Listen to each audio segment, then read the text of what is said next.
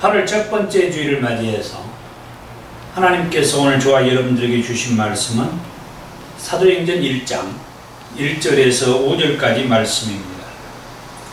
데오빌로여, 내가 먼저 쓴 글에는 무릇 예수께서 행하시며 가르치시기를 시작하신부터 그가 택하신 사도들에게 성령으로 명하시고 승천하신 날까지의 일을 기록하였노라. 그가 고난받으신 후에 또한 그들에게 확실한 많은 증거로 친히 살아계심을 나타내사 40일 동안 그들에게 보이시며 하나님 나라의 일을 말씀하시니라. 사도와 함께 모이사 그들에게 분부하여 이르시되 예루살렘을 떠나지 말고 내게서 들은 바 아버지께서 약속하신 것을 기다리라. 요한은 물로 세례를 베풀었으나 너희는 몇 날이 못되어 성령으로 세례를 받으리라 하셨느니라. 아멘. 드디어 무더위가 시작되는 8월 달에 접어들었습니다. 오늘은 8월 첫 번째 주일인데 감사하게도 태풍이 이 서해안으로 올라오다가 소강 상태로 해서 끝나게 된다는 소식을 들으니까 또한 감사합니다. 8월 첫 번째 주일을 맞이해서 하나님께서 저와 여러분들에게 주신 말씀은 사도행전의 말씀입니다. 그래서 오늘은 사도행전의 말씀을 통해서 하나님께서 저와 여러분들에게 어떤 말씀을 주시는지 그 말씀을 통해서 함께 은혜를 받기를 원합니다. 사도행전은 신약성경에서 마태복음과 함께 28장으로 기록이 되었습니다. 어느 성경이나 소중하지 않은 성경이 없지만 특별히 사도행전은 정말 소중한 성경책이라고 말씀드릴 수 있습니다. 그렇게 소중한 사도행전의 말씀을 통해서 하나님께서는 저와 여러분에게 무엇을 말씀해 주시며 또 그 말씀이 저와 여러분들에게 어떤 감흥을 주며 그 말씀을 통해서 저와 여러분들이 어떻게 살아야 할 것인지를 사도행전의 말씀을 통해서 살펴보고 그 말씀으로 우리가 열심히 살기를 원합니다. 먼저 첫 번째로 사도행전의 저자와 관련해서 사도행전의 저자는 누가복음서의 저자와 동일 인물로서 누가라고 그렇게 말을 합니다. 누가복음서의 저자인 누가는 의사 누가라고 했습니다. 누가복음 1장 3절의 말씀에 데오빌로 각하에게 차례대로서 보내는 것이 좋은 줄 알았노니 라는 그런 말씀을 하셨는데 오늘 사도행전 1장 1절의 말씀에서도 데오빌로여, 내가 먼저 쓴 글에 라는 그런 표현의 말씀이 있습니다. 이런 말씀을 볼 때에 누가복음서를 기록한 의사 누가가 사도행전도 기록했다라고 하는 것을 말할 수가 있습니다. 사도행전을 누가복음을 기록한 의사 누가가 기록했다는 또 다른 증거는 AD 92년에서 101년에 로마 교회의 감독이었던 클레멘 감독, 빌보서 4장 3절에 나오는 글레멘드라고 하는 사람이 바로 그 로마 교회의 감독인 클레멘 감독이라고 하는데 그분과 AD 115년에서 119년에 사역한 요한의 후계자인 이레네오라고 하는 사람이 말하기를 사도행전은 누가복음서를 기록한 의사 누가가 기록했다라고 그렇게 말을 했습니다. 그러면 의사 누가가 이 사도행전을 기록했다라고 하는 성경적인 근거는 또 어디가 있느냐? 이 사도행전의 말씀을 통해서 보면은 사도 바울의 전도 여행 일지가 3차까지의 그 전도 여행의 과정에 대한 말씀들이 사도행전에 기록되어 있는데, 의사 누가가 사도 바울과 함께 전도 여행에 동행했다라고 하는 것을 말씀을 하는데, 사도행전 16장 10절에 사도 바울이 환상을 보았을 때 우리가 곧 마게도냐로 떠나기를 힘쓰니, 여기에서 우리가 라고 하는 그런 표현입니다. 사도행전 20장 13절에서도 우리가 앞서 배를 타고 아소에서 바울을 태우려고 그리로 가니, 여기에서도 우리가. 사도행전 20장 14절에서도 바울이 아소에서 우리를 만나니 우리가 바울을 배에 태우고 미둘레네로 가서 우리 그런 말씀이 계속 나옵니다. 사도행전 21장 1절에서도 우리가 저희를 작별하고 배를 타고 바로 곳으로 가서 우리가 저희를 작별했다. 사도행전 27장 1절에서도 우리가 이달리아로 가기로 작정됨에, 이달리아, 로마를 말하는데 우리가 로마로 가기로 작정되었다. 사도행전 28장 16절에 우리가 로마에 들어가니, 계속 사도 바울과 함께 로마에 같이 간 그 일행을 얘기할 때 우리라는 표현을 썼습니다. 사도행전 28장 23절에서 24절에 바울이 아침부터 저녁까지 강론하여 하나님의 나라를 증언하고 모세의 율법과 선지자의 말을 가지고 예수에 대하여 권하더라. 그 말을 믿는 사람도 있고 믿지 아니하는 사람도 있어. 이제 로마에서 바울이 아침부터 저녁까지 강론을 했다. 무엇을? 하나님의 나라를 증언했다. 하나님의 나라에 대해서. 그리고 모세의 율법과 선지자의 말을 가지고 예수에 대하여 말씀을 했더니 로마에 있는 그리스도인들이 믿는 자들도 있고 믿지 않는 자들도 있었다. 계속해서 디모데후서 4장 11절의 말씀에 보면 다른 이는 다 자기의 길로 가고 누가만 나와 함께 있다고 말씀을 합니다. 이 말씀을 볼 때에 사도 바울과 끝까지 함께한 사람은 의사 누가였다는 말씀입니다.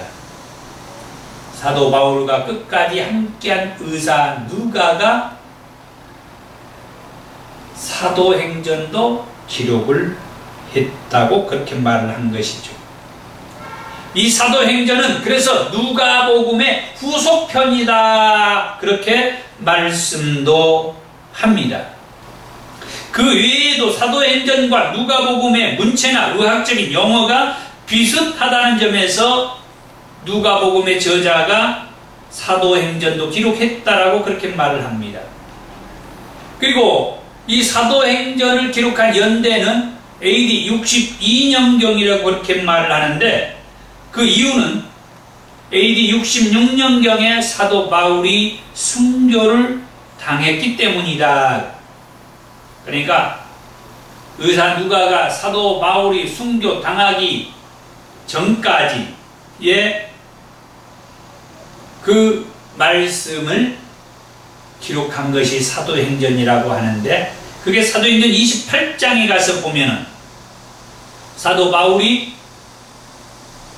그 일행들과 함께 로마에 들어가서 그곳에서 예수의 그 복음, 하나님의 나라의 말씀을 증언하고 구약의 모세의 율법과 선지자의 말을 가지고 예수에 대하여서 전했다라고 하는 데까지 이 사도행전 28장이 기록되어 있기 때문에 아직 사도 바울이 순교했다라고 하는 말씀은 이 사도행전은 기록되어 있지 않았기 때문에 AD 62년경으로 그렇게 말씀을 하고 있다는 거예요.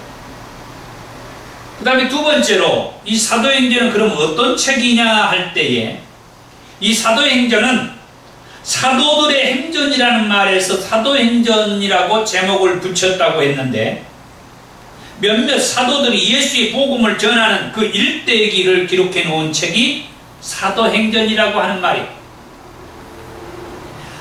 사도행전 1장에서 5장까지 그리고 9장에서 12장까지는 베드로의 행적이 기록되어 있는 것을 볼 수가 있고 사도행전 6장에서 7장의 말씀에는 스데반 집사가 순교하는 그런 말씀이 기록되었으며 사도행전 9장에는 사울이 예수를 핍박했던 그 유명한 사울이 예수의 음성을 듣고 예수님의 복음 전도자로 부름을 받는 말씀이 사도행전 9장에 나오죠. 그리고 사도행전 12장에는 야고보가 순교했다는 말씀도 나오고 사도행전 13장에서는 바울과 바나바를 선교사로 파송하는 그런 말씀이 나오며 그 바울과 그 바나바가 선교사로 파송받아서 나중에 바울이 로마에까지 들어갔다는 행적을 기록한 것이 사도행전이다. 이 사도행전은 성령 행전이라 그렇게 말도 합니다. 이 사도행전은 사도행전 1장에서부터 온통 성령의 역사하심과 성령의 인도하심으로 이 사도들이 그 성령 충만함으로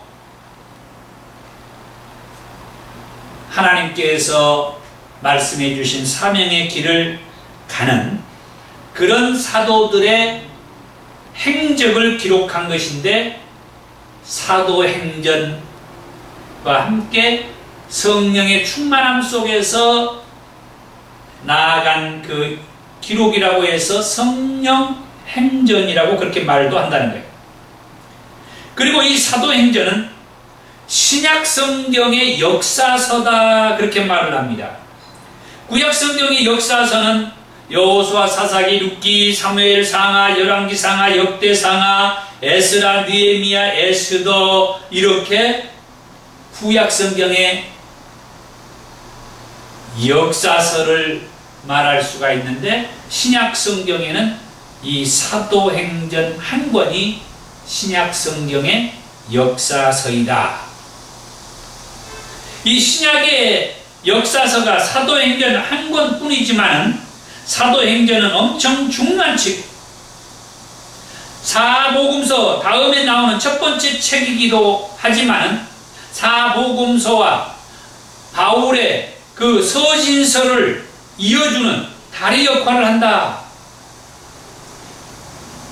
예수님의 생애와 교훈이 어떻게 예루살렘과 사마리아와 땅끝까지 뻗어나갔는지를 한눈에 읽어볼 수 있는 역사적인 내용이 이 사도행전에 다 기록이 되어 있다. 그리고 이 사도행전은 바람직한 교회의 탄생을 말씀해 주십니다. 사도행전 1장에서 2장에 예루살렘 교회가 탄생을 합니다. 그리고 나중에 사도행전 13장에 가서 안디옥 교회가 탄생을 합니다.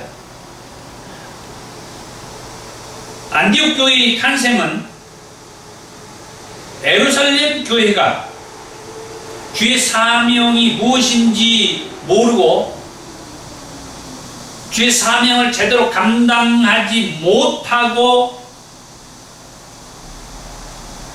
있는 것으로 인해서 하나님께서 예루살렘 교회에 큰 박해를 당하게 해요. 그래서 어쩔 수 없이 예루살렘 교회의 성도들이 흩어지게 됩니다. 그게 이제 사도행전 8장 1절의 말씀이에요. 그날에 예루살렘에 있는 교회에 큰 박해가 있어 사도 외에는 다 유대와 사마리아 모든 땅으로 흩어지니라.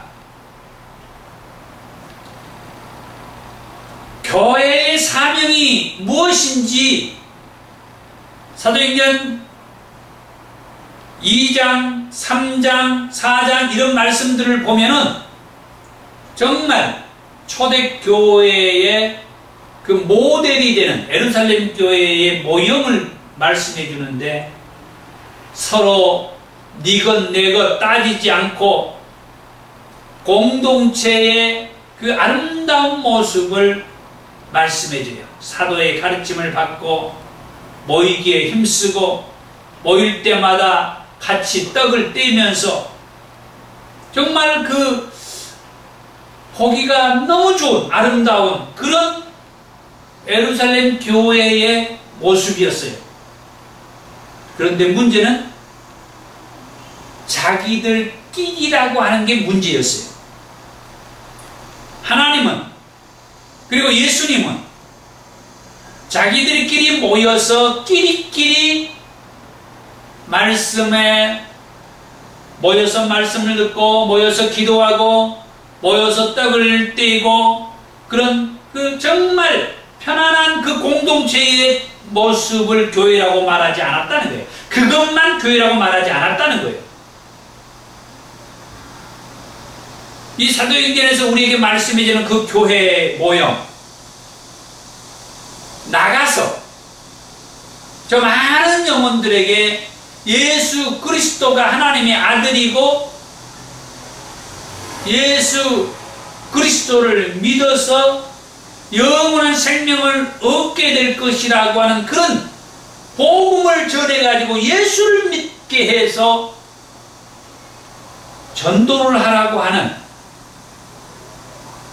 그게 이 복음서를 통해서 예수님께서 제자들을 부르시고 그 제자들을 3년 반 동안 데리고 다니면서 말씀하고 훈련하고 가르치고 해왔던 그런 아주 중요한 뜻이 있었는데 이 예루살렘 교회는 끼리끼리 자기들끼리만 모여서 흩어져서 복음을 전하고 전도하는 일을 하지 않았다라고 하는 겁니다. 그러니까 하나님께서 예루살렘 교회에 큰 박해를 당하게 하고 흩어지게 해서 그들이 유대와 사마리아로 흩어지게 되었으며 흩어진 그들이 유대와 사마리아에 가가지고 그곳에서 예수의 복음을 전하게 되더라고 하는 것입니다. 그렇게 해서 나중에 사도행전 13장에 가서 보면은 안디옥 교회가 탄생을 합니다. 그리고 그 안디옥 교회는 이제 바울과 바나바를 세워서 선교사로 파송하는 제대로 된 교회의 모습을 안디옥 교회를 보면서 또 우리에게 알게 해 주신 겁니다. 그 다음 세 번째로 사도행전의 주요 내용. 사도행전은 성령 행전이라고도 했다고 했습니다. 이는 사도행전 1장에서부터 성령을 받으라는 말씀으로 시작하여 성령의 인도하심을 받는 사도들의 전도 여행기를 말씀해 주고 있다. 사도행전 1장 4절에서 5절입니다.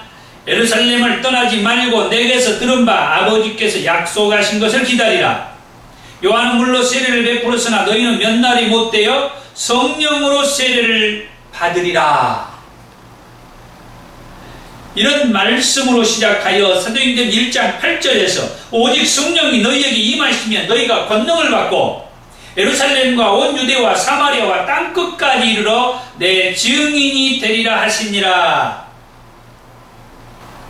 교회를 조금만 다닌 사람들이라면 이 사도행전 1장 8절의 말씀은 암송하고 있을 것입니다. 그만큼 이 사도행전 1장 8절의 말씀은 익히 우리가 들었던 말씀이에요. 오직 성령이 너희에게 임하시면 너희가 권능을 받고 예루살렘과 온 유대와 사마리아 땅끝까지 이르러 내 증인이 되리라. 성령을 받아야 한다는 겁니다. 성령을 받아야 예수님의 증인의 삶을 사는데 예루살렘과 온 유대와 사마리아와 땅끝까지 이르러 예수님의 증인의 삶을 살 수 있다. 그래서 성령 받으라는 말씀이에요. 이 말씀을 하신 이후에 사도들은 마가의 다락방에 모여서 기도하는데 120문도들이 열심히 기도하고 있다가 사도행전 2장에서 오순절에 임한 성령을 받게 됩니다. 하늘로부터 급하고 강한 바람 같고 불의 혀처럼 갈라지는 성령의 임하심을 통해서 각종 방언으로 말하기도 하며 성령 충만함을 받은 사도들이 놀랍게 성령 충만함을 받고 나니까 그때부터 예수님의 십자가에서 죽으심과 부활의 복음을 전하기 시작하더라고 하는 것입니다. 그게 이제 사도행전 2장과 3장에서 예수님의 수제자 베드로가 바로 그렇게 예수님의 십자가에서 죽으심과 3일 만에 다시 살아나심에 대한 그 십자가 복음, 예수님의 복음의 메시지를 2차례나 설교를 하는 놀라운 말씀을 보게 됩니다. 그런 말씀이 사도행전 내내 진행되다가 사도행전 28장까지 성령의 역사하심과 성령의 인도하심을 따라서 활동한 사도들의 복음 전도 여행기를 기록한 책이 이 사도행전이다 하는 것을 말씀드릴 수가 있습니다. 사도행전 1장 8절의 말씀을 우리가 웬만한 사람은 다 암송하고 이렇게 잘 알고 있을 것이라고 말씀을 했는데, 그런데 저는 오늘 이 말씀을 준비하면서 이 사도행전 1장 8절의 말씀을 가지고 새로운 것을 발견을 했어요. 지금까지 막연히 성령 충만함을 받아 예루살렘과 온 유대와 사마리아와 땅끝까지 이르러 내 증인이 되리라고 하는 말씀으로만 알고 있었는데, 오늘 이 말씀을 준비하면서 이 사도행전 1장 8절의 말씀을 통하여서 제가 새롭게 발견한 것은, 막연히 우리가 성령 충만함을 받고 예루살렘에서 온 유대와 사마리아 땅끝까지 이르러서 주의 증인이 되라, 사명 받아가지고 복음을 가지고 가라 하는 그런 말씀으로만 생각하고 있었던 저는, 어떤 목사님께서 이 사도행전 1장 8절 말씀을 통해서 이 사도행전의 구조를 이렇게 분석을 해놓은 것을 보고 참 제가 새롭다 그렇게 생각을 하게 된 겁니다. 그 목사님은 사도행전 1장에서 7장까지를 예루살렘에서의 사도들의 사역이다 그렇게 했고, 8장에서 12장까지는 유대와 사마리아에서의 사도들의 사역이라고 그렇게 했으며, 사도행전 13장에서 28장까지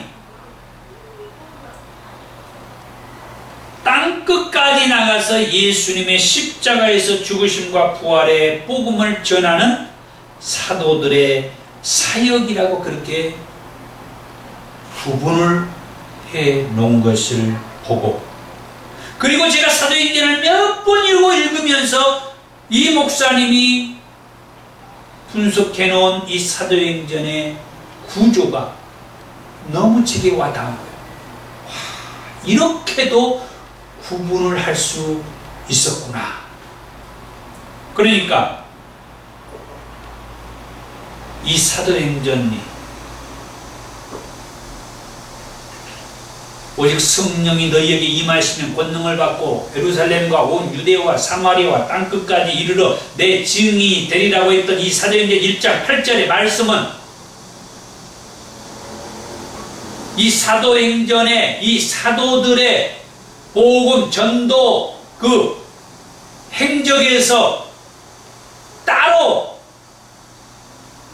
그냥 우리에게 주어지는 말씀이 아니라 그 당시 사도들이 성령 충만함을 바로 받고, 2장에서 바로 성령 충만함을 받고, 성령 충만함을 받게 되면 권능을 받아서 그 사도들이 예루살렘에서, 그 사도들이 유대와 사마리아에서, 그 사도들이 땅끝까지 주의 십자가에서 죽으심과 부활의 복음을 가지고, 또 하나 하나님 나라의 천국 복음을 가지고 가서 사람들에게 그 복음을 전하게 될 것이라고 하는 그런 말씀이었다라고 하니까 제가 가슴이 뭉클하고 제 가슴이 뜨거워지는 것은,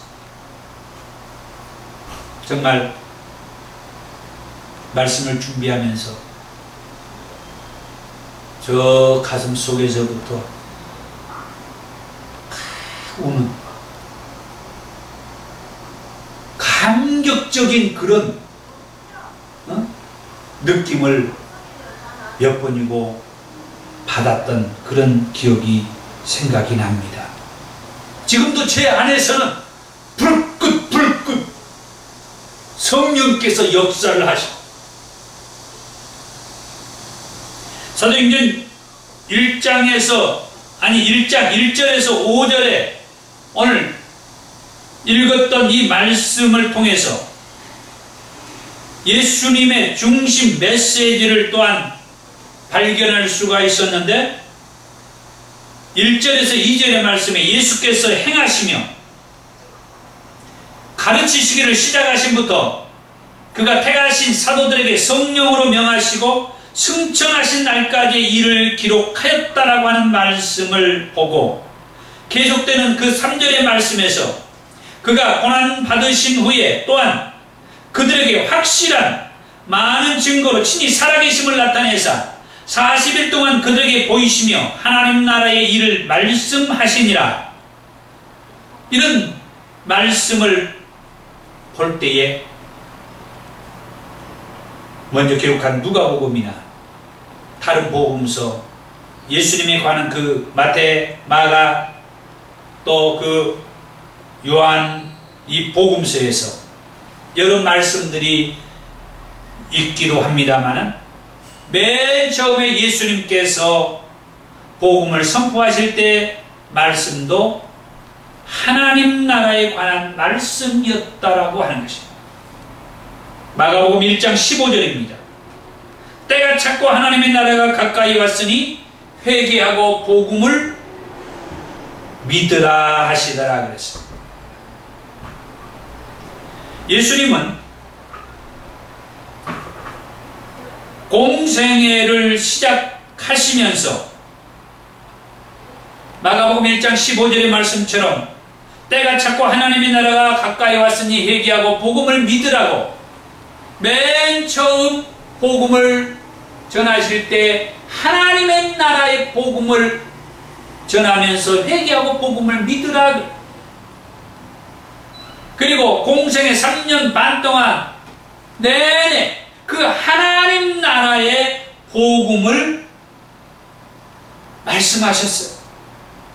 마태복음에서는 4차례 말씀하시고요, 마가복음에서는 14차례 말씀하시고, 사도행전을 기록했다는 누가복음에서 31번이나 하나님의 나라에 대한 단어를 사용하셨어요. 그러니까 마태복음과 마가복음과 이 누가복음, 이 공간복음서에 49차례, 약 50번이나 하나님의 나라라는 단어를 사용했다라고 말씀을 한 것입니다. 사도행전에서는 7차례 말씀하셨지만은 예수님께서 공생애를 마치고 승천에 올라가시기 전까지 하나님 나라의 복음을 전하다가 승천에 올라가셨다는 것을 생각할 때에 예수님께서 얼마나 하나님 나라의 복음의 비중이 있었는가를 알게 해 주시는 부분이다 이 말이에요. 오늘 읽었던 사도행전 1장 그 3절 후반부에 40일 동안 그들에게 보이시며 하나님의 나라의 일을 말씀하시니라. 그러니까 예수님은 공생애를 시작하면서 복음을 처음 전하실 때도 하나님의 나라가 가까웠다고 하면서 하나님의 나라의 복음을 전하시고 3년 반 동안 내내 제자들과 함께 다니면서 하나님 나라의 복음을 전하시고 승천에 올라가실 때까지 예수님은 그 하나님의 나라의 복음을 전하시다가 승천에 올라가셨다라고 하는 말씀. 예수님이 요한계시록에서 다시 오시겠다고 말씀했는데 예수님이 다시 오시겠다고 했던 그 말씀 속에는 그 하나님의 나라가 저와 여러분들에게 예비되어 있다. 그 하나님의 나라를 데려가기 위해서 우리를 데리러 예수님이 다시 오시겠다라고 그렇게 말씀합니다. 그 하나님의 나라로 우리를 데려가기 위해서 예수님께서 다시 오시겠다. 이 하나님의 나라가 얼마나 예수님께서 3년 반 공생의 기간에 복음의 핵심이며 비중이 컸는가 하는 것을 다시 한번 생각하는 시간이 되었으면 한다고 하는 것이요. 그래서 또 이 뭡니까? 예수님에게는 이 구원관이 뚜렷했는데 마태, 마가, 누가 또 이 요한복음, 공간복음이나 이 사복음서에서 예수님은 이 구원관에 대해서 뚜렷하게 말씀해 주셨는데 그 구원관이 이 하나님의 나라와 전적으로 연결이 되어 있다라고 한 관점에서 이 사도행전에서 또 말하는 예수님의 그 구원관, 사도행전 4장 10절에서 12절의 말씀에 보면은 너희와 모든 이스라엘 백성들은 알라. 너희가 십자가에 못 박고 하나님이 죽은 자 가운데서 살리신 나사렛 예수 그리스도의 이름으로 이 사람이 건강하게 되어 너희 앞에 섰느니라. 이 예수는 너희 건축자들의 버린 돌로서 집 모퉁이의 머릿돌이 되었느니라. 다른 이로서는 구원을 받을 수 없나니 차나 사람 중에 구원을 받을 만한 다른 이름을 우리에게 주신 일이 없음이라 하였더라. 너희와 모든 이스라엘 백성들은 알아라. 너희가 십자가에 못 박고 하나님이 죽은 자 가운데서 살리신 나사렛 예수 그리스도의 이름으로 이 사람이 건강하게 되었다. 이 사람이 구원을 받게 되었다. 너희가 십자가에 못 박아 죽이라고 했던 그 예수를 믿음으로 이 사람이 이렇게 회복되었다. 이 예수는 너희 건축자들이 버린 돌로서 진 모퉁이의 머릿돌이 되었다. 다른 이로서는 구원을 받을 수 없나니 천하 사람 중에 구원받을 만한 다른 이름을 우리에게 주신 일이 없다. 예수의 이름 외에 구원을 받을 만한 다른 이름을 우리에게 주시지 않았다 이 말이에요. 마태복음 1장 21절에 그랬잖아요. 그 예수의 이름은 자기 백성을 저희의 죄에서 구원할 자이십니다. 예수의 이름 외에 우리가 구원받을 다른 이름을 하나님이 주시지 않았다. 오직 예수, 오직 예수, 예수의 이름으로 구원을 받는다. 예수를 믿으면 구원을 받는다.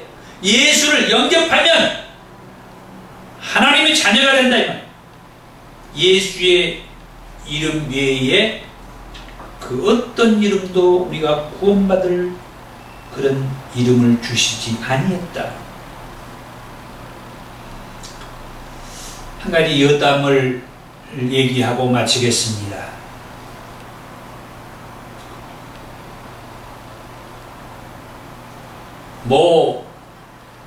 이단 사이비 단체 사람들이 올려놓은 글이었는데 가진 핍박과 모욕을 받으면서도 예수님께서 유언과 같이 남겨주신 말씀들을 전하려고 이단의 개수라는 소리를 감수하며 고향에서도 쫓겨나 지하에서 동굴에서 먹을 것 없이 하룻밤 잘 곳도 없이 이리저리 다니는 그 상황들, 오직 하나님과 예수님께서 주신 천국 소망 그 하나만을 붙들고서 모든 것을 인내하는 우리 믿음의 선배들의 모습은 글로만 보아도 눈물겹습니다.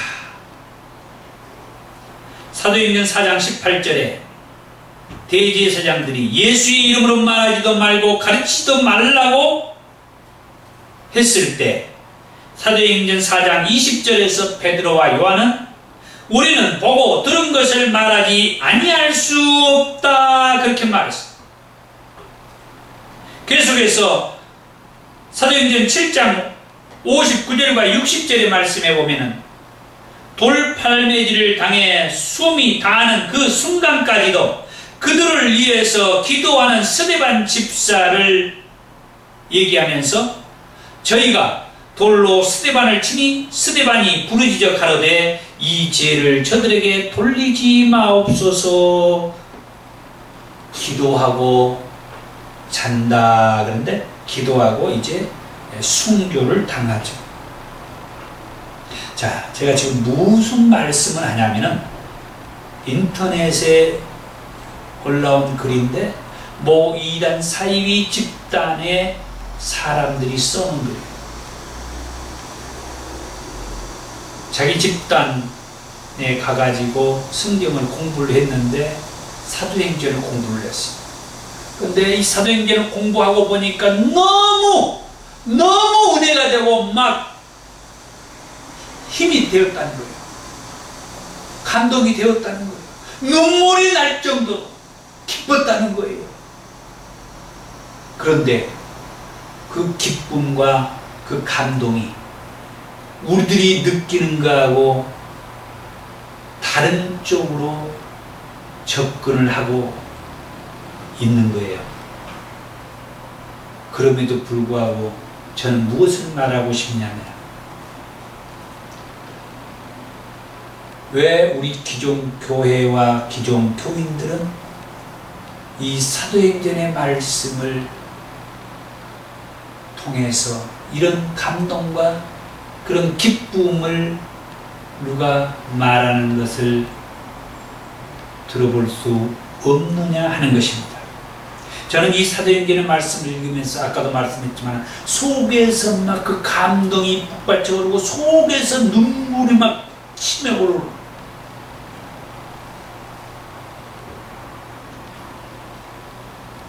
대단한 말씀인데 왜 우리는 그 대단한 말씀을 이렇게 점잖하게 듣고 있으며 이렇게 점잖하게 이 말씀을 대하고 있으며 이렇게 점잖하게 신앙생활을 하고 있을까?